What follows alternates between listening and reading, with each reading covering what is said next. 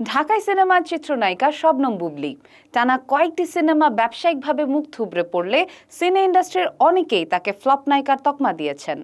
এর আগে বুবলী যত সিনেমা করেছেন তার অধিকাংশই শাকিব খানের কাঁধে ভর করে ব্যবসা করেছে বলে মন্তব্য করেন অনেকেই।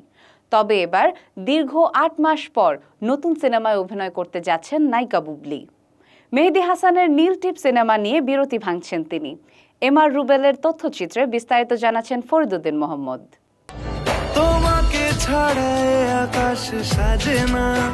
বাংলা সিনেমার আবেদনময়ী নায়িকা বুবলী সিনেমার বিরতি ভাঙলেও সমালোচনা যেন তার পিছু ছাড়ছে না। নীলটিপ সিনেমার প্রযোজক ওয়ারী থানা আওয়ামী লীগের সাবেক কার্যকরী সদস্য মোহাম্মদ সোহেল সম্প্রতি সিনেমাটির নির্মাতা বুবলী ও প্রযোজকের সঙ্গে কয়েকটি ছবি পোস্ট করেছেন সামাজিক যোগাযোগ মাধ্যমে।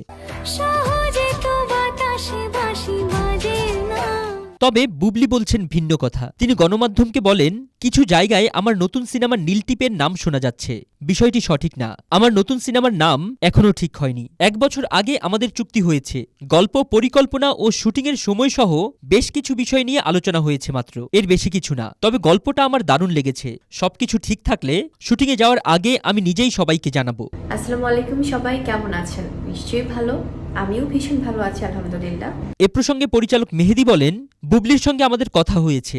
আমরা নাটকের একজন অভিনেতাকে নিতে চাই। এখনো চূড়ান্ত হয়নি বলে নাম বলতে চাই না। ছবিটির গল্প বুবলীর ওপরই। তিনিও গল্পটা বেশ পছন্দ করেছেন। আসলে আমাদের দেশে নারী প্রধান গল্পে ছবি নির্মিত হয় কম। একটা সময় শাবানা ম্যাডামের ওপর ছবি নির্মিত হতো। আমিও এই সময় বুবলীর ওপর বাজি ধরেছি। দর্শকদের ভালো একটা ছবি উপহার দিতে চাই।